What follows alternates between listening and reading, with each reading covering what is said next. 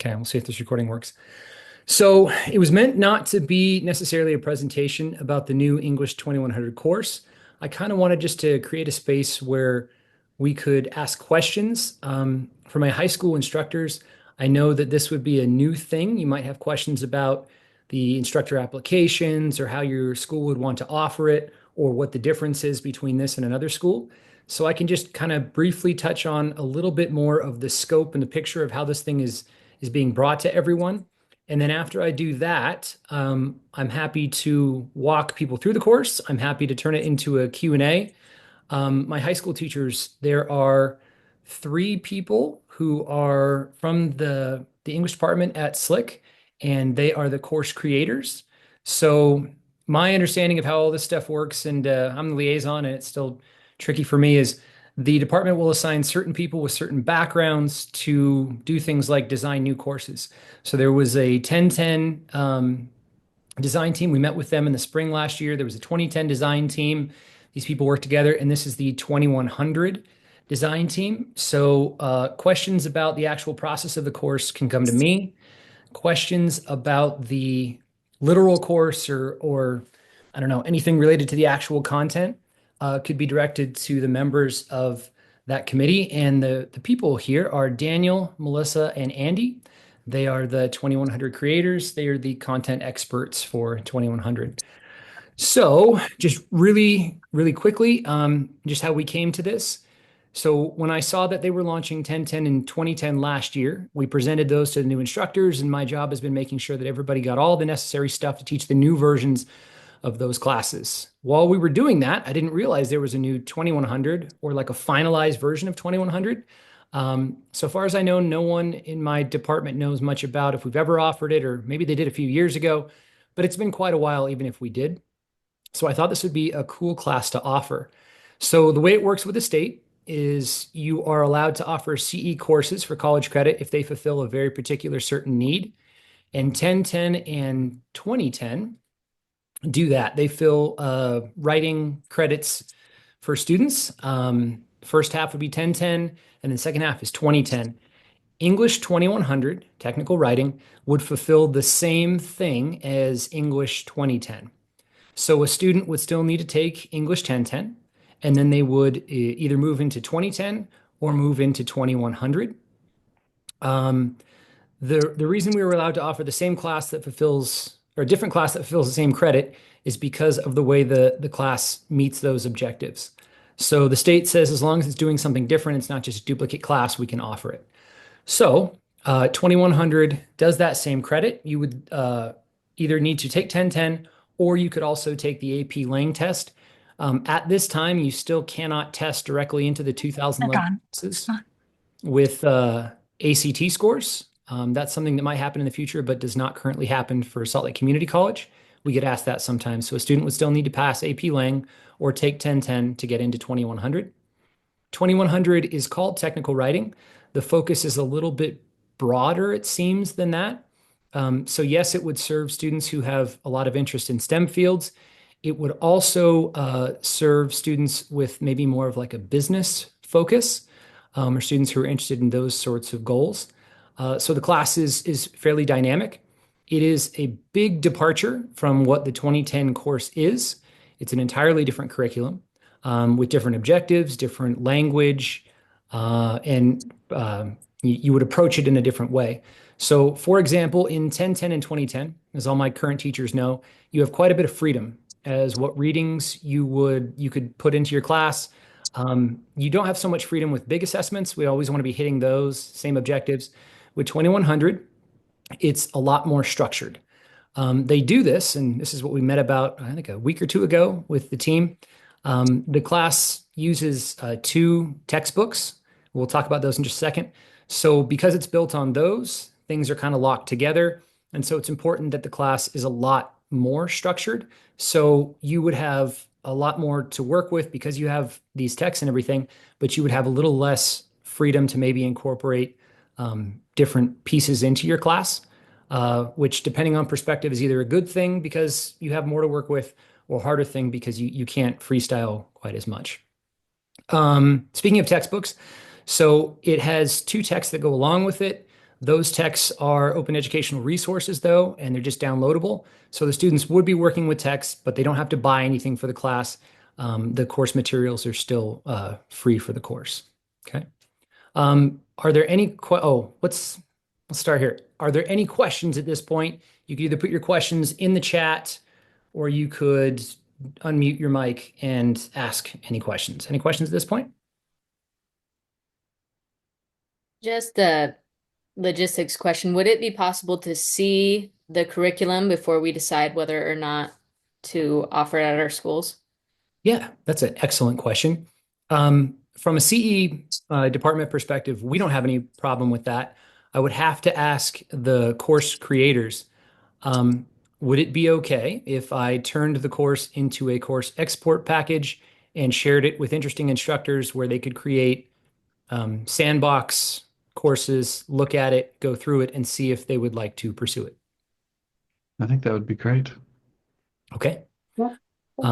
I will do that. I'll send that out to all the CE English teachers. Maybe somebody wasn't at the meeting today, might want to see it as well. So I'll send that out. That also includes the links for the textbooks. So I can send those as well so you can look through stuff as well. Andy, Dad, sorry. We're meeting with, I think sometime in March, just to update the look and feel and fix some broken links. So whatever is sent in the next month, will be updated slightly more in March, mostly look and feel and some broken links. We're meeting with our e-learning team. okay, cool. Yeah. So I'll make sure that that's clear when the stuff is sent out so nobody thinks that that's the finalized version of everything. Okay. Um, Speaking of getting the course, as it relates to instructor qualifications, so this has been kind of an interesting conversation. So if you are approved to teach 1010, the qualifications are the same for 2010. So that would be obviously a master's degree in an applicable field. There's a couple of other things that we could use to apply that, but generally speaking, it's a master's in some sort of rhetoric field or something like that. To be approved to teach 2100, we're going to keep the exact same requirements for 2010. So we talked about whether or not we wanted to add things in, and that seemed maybe to not be the direction we wanted to take it. The creation team felt that teachers who are interested in the course and excited to present it and who already qualify for 2010, we would like that interest to apply. And then we're going to provide additional training opportunities for those teachers rather than make it that they must show up having already completed a degree or something in technical writing. So if you qualify for 2010, you could submit to 2100 and know that number one, there are training tools within the course. There's a training module, so you'd be able to look through that. We're also planning on having some, I don't know if I would like to call them informal, but we're planning on having a series of short training opportunities in the first semester that it's offered, or maybe in the first year that it's offered. So as we're going through it, rather than one training, and we'll still have a training, but rather than just one training for the whole year, we would also have chances for the course creators to talk with teachers as they work through it and answer questions as they go. So we're kind of trying to provide these tools to teachers who want to teach the course, and we're valuing their interest very highly, and then providing those training opportunities for those people moving forward. So if you're worried, well, I haven't ever studied technical writing or whatever, as long as the other qualifications apply to you, we would be able to scaffold it so that you could present the course as we move forward. Course creators, that's the gist of what we talked about, right? Yeah. Okay. Yes. Cool. Okay. I think at this point, I'd like to turn it over. So, people that showed up, do you have any burning questions? Anything I haven't covered? Anyone have anything that they would like to ask?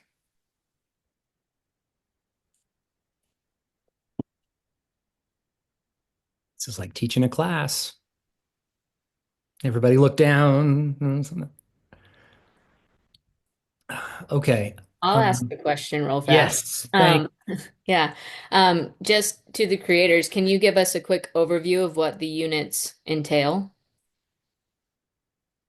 So I can start and with Daniel jump in. It is pretty streamlined with projects. The first unit is about technical writing and how technical writing exists in our everyday world as well as in different workplaces. There is a writing project and a design project. Both take up quite a bit of time because there's lots of building blocks within that. And within those building blocks, students are learning how to write within certain genres of technical writing and professional writing. So their assignments aren't just turned in as papers. They're learning how to turn in something in memo format or in a dual notebook format or assessing things not only within kind of the framework of technical writing, but also technical writing as it may exist within their major or their future career. So the reason it's so structured, it's structured and it's not structured. It's structured in that the writing project and the design project, the two major projects, invite students to explore something they're interested in, especially the first project, something within their field or their major. So they can explore in a certain way to kind of understand what that field is about and what the technical writing part is about. So they learn how to write a career technical report, if you will. Other students within the writing project might know what they're doing a little more specifically and might want to write a sample career document or a document that is something that exists in that world. So a field study, a business plan. I have students right now, 3 students doing computer science design outlines for video games, right? And then the design project, students are asked to incorporate visual design and written communication in a variety of ways. Again, they can explore what they're doing within their major, or they can move outside of that and just do something they're interested in and have a literacy in. But it does fit within kind of a visual template. So they're learning, and this is one thing that might be important for those teaching it. We do have design standards. We teach something CRAP, which is kind of a design formula, contrast, repetition, alignment, proximity, that sort of thing. So students are learning certain design concepts in addition to visual concepts. Again, as instructors, you don't have to know design to be able to facilitate this kind of work with students. And then at the end, they do employment portfolio and e-portfolio as always. So on the outset, it really looks like 4 units, 2 major projects, 2 smaller ones. But within those projects, there's lots of building block assignments that teach them a lot about professional writing and technical writing. The other thing I will mention is that students also are invited to choose the design style that's within their field. So if you know MLA and APA, you're going to learn a lot more about other style guides, right? Students are using sometimes IEEE if they're in engineering and computer science. What is it? A for medical, anyway, but they're going to be using different kinds of style guides with their writing too. Again, you don't have to be an expert in that. You just have to know how to guide them where to find that information and also know yourself how to find that information. So you can help them with that. That maybe was too much. I said it was simple. Maybe it wasn't. Daniel, Melissa, can you simplify for me?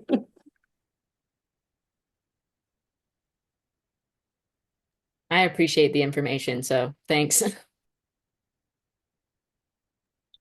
We had a couple of questions come in the chat. First question was, once again, what are the requirements to teach this course? So just to refresh on that, so the requirements are the same requirements for English 1010 and 2010, which would be an advanced degree, either directly in English or something in a related field. It wouldn't be anything beyond that, and we're valuing the teacher's interest in the course. So if you have that requirement, we would provide additional training opportunities for 2100. And then the second question was from James. James said, will the class be recognized by other higher education institutions? So wherever 2010 is recognized, this will fulfill that same thing. So it will be recognized in the same way. I suppose a school could offer both courses or just one course. We're hoping that that the course builds interest over time and that schools hear about it within districts and want to offer it. But you could still teach 1010 and 2010 and add an additional section of 2100. Students would have the choice after 1010 where they wanted to go. But where 2010 is recognized, 2100 should be recognized in the same way as it relates to credit. You're welcome, James. I can share my screen really quickly if we just want to look at the course. Let me see if I can do that real fast. So Andy was just talking about the course. So um, those modules, like we said, there are instructor resources here. There is, and this is the big general course template shell for 2100. So this is the orientation module. And then there's begins with module 1, introduction to technical writing, broken down by weeks, a couple of weeks for that. Module number 2, the writing project, going into that stuff we were just talking about. Weeks 3 and 4, 5, 6, 7, 8, and then into the design project, module 3 of the course. Once again, different things, project proposals, preliminary drafts, all the way down here until then we have kind of the class ending with the professional portfolio and e-portfolio requirements and things that go into it. Civic engagement and an extra credit module. Actually, so it might be good to talk a little bit about the civic engagement thing. I don't know at this moment exactly, I'm going to stop sharing this for a second. I don't know at this moment if the civic engagement element of the course will translate to the high schools at this point. I could see that being a very tricky thing to translate totally. But for the students that it was designed for, on-campus students, the course can be you can choose a civic engagement version. So students are bringing to the course what they want. I'm going into nursing. I want to learn how to write, in a way that's applicable to my nursing degree that I'm hoping to get. They could also take a different tact and they could do like a civic engagement version of the course. Is that course creators? Is that correct? Is that how does that exactly all fit together? Yeah. So, for example, if you're doing, say, the design project and you want to do a community engagement, perhaps you help redesign or revamp a website for a nonprofit organization. And that would be very applicable for people who are going into, computer science or computer engineering. So it's just taking. We work with nonprofits to provide real world applications for their projects, whether it's the writing or the design project. That's what the community engagement does. The only thing I'd say about that, and Daniel, maybe this has changed, but for a while there's been a rule that we had to work with um, nonprofit organizations approved with the school for liability reasons. So our students go through the Thane Center for those community partners. I don't know if that's still a rule. I think it still is. Yeah, I it's don't know how and that like would you work. said, it's the liability issue. So either the Thane Center or the professor teaching the course can work with, the Engaged Learning Office and get the list of approved nonprofits. So that way we're just not because the nonprofits that are approved through the Thane Center, um, they've signed a kind of a contract with Slick, if you will, and that helps with our liability for our students. So once again, as it sits right now, I think the course could easily be presented in a high school, or maybe not easily, but effectively presented in a high school. If we add in that extra layer of the civic engagement thing, it could probably still be done, but might be a whole bunch trickier. So these are, I think, one of the things that we need to think about as we move forward. And once again, with this being the first offering of the course, a lot of this stuff will kind of organically sort itself out, I think, when we start running through it, and we'll have to see, how all that stuff applies. But I think it still works even if that piece isn't 100% put in right at the very beginning. Right? And that would be my suggestion would be to bring the course into your school first and have it up and running, and then you can consider down the road community engagement and whether or not that works for you.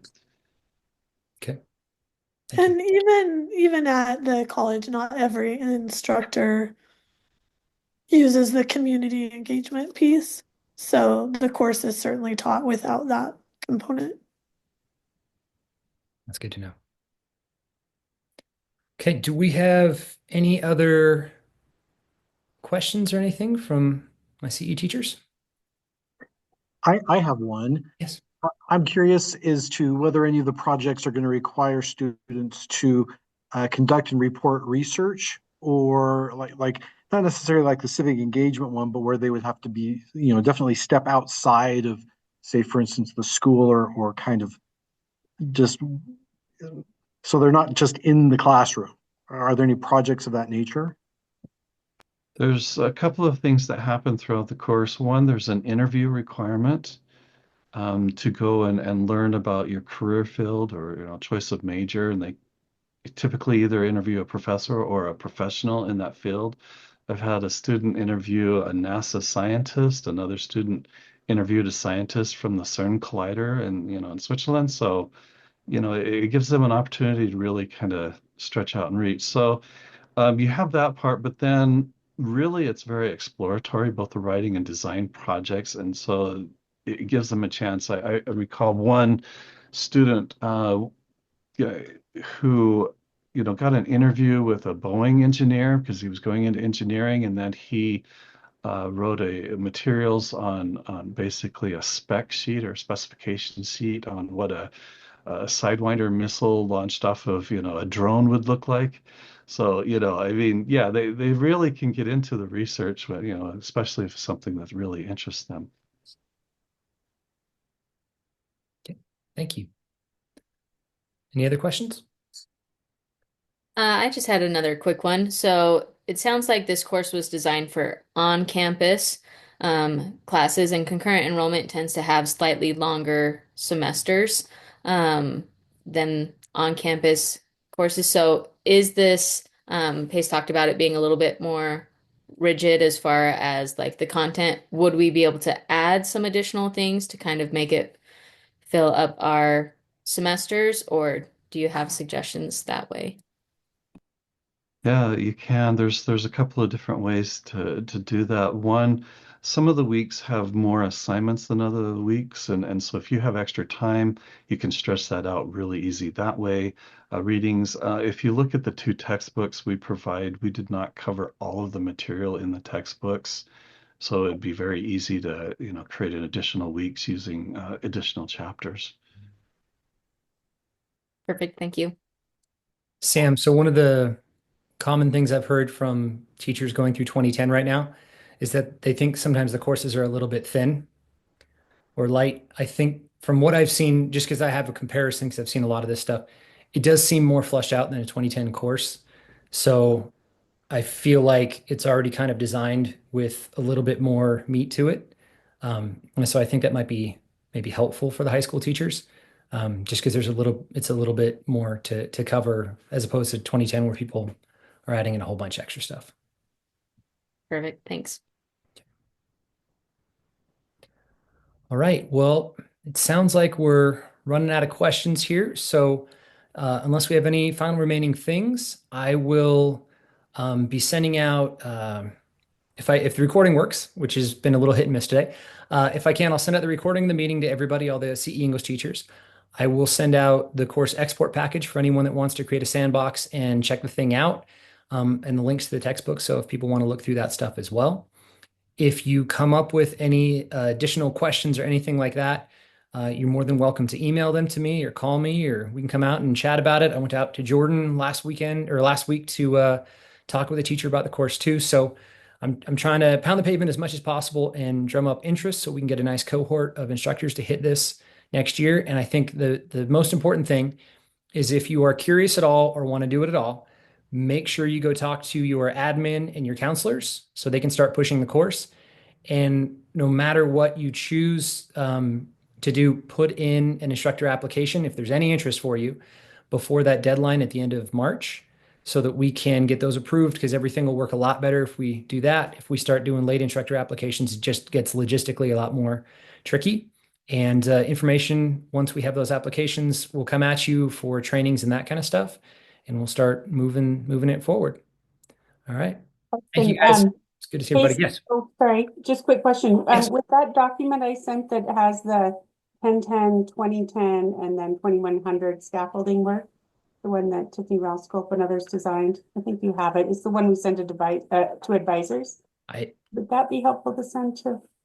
this week? Yes. Do you Will you need me send to that to send it me again? again and I'll attach that on Okay, the email where all this information goes out? perfect. I'll do that now. Thanks. Okay, Pace, can I fantastic. ask a quick question? Absolutely. So in Salt Lake School District, we have already completed our registration process. Yeah. In fact, classes are going to be staffed. They're looking at how many we have, staffing is happening on Monday with sick. Mhm. So we aren't going to be able to offer the technical writing class in the fall of 2025-26. So we're looking at 2026-27 to offer that. Okay. And this is not, yeah, this is related to a few different schools in different places, depending on everybody's scheduling and arena scheduling. There is a lag. Because of the nature of how the class had to be like proposed to the state when we received the confirmation on that, how the trainings work, there's no way to catch it. So some schools will be stuck in that and not able to offer it next year. I I kind of like to do a scorched earth. So I would say, even if you know you're not going to offer it, if you wanted to put in an application for it to get approved, it puts you on that radar, and then you would be receiving information about it moving forward, even if you're not going to hit it next year. Okay. So you can always attend the trainings, get the course materials, think about them for Perfect. this upcoming year, and then teach it in the following year. And I can make that clear to, my director and stuff that we would keep all the information up to date in there, and then it'll just make things a little bit easier. But yeah, there will definitely, you're not the only school and only district that that's going to happen to. I'm hoping we can catch enough to still have some for this upcoming year, but yeah, staffing decisions and arena scheduling and all that kind of stuff. Yeah, it's Yeah. happening. But in actuality, in looking at it, having that year where we can get the training where, because I am putting in my application to teach it, so I will be. So to have the training a whole year ahead of time and to prepare and to be familiar with the curriculum is actually a plus plus because I feel like I can go in there and do a better job than all of a sudden trying to pull it together within a few months' time. So I see some net positives in it. Okay. You can also encourage students, if you have juniors next year, put it on their radar as they're thinking about it. So, Okay. we know they had an additional option as well in addition to 2010. So, Perfect. Thank you so much. yep. All right, guys. Thank you so much for coming, and I'll send all that information out. Okay. Have a good day, everybody. Thank you.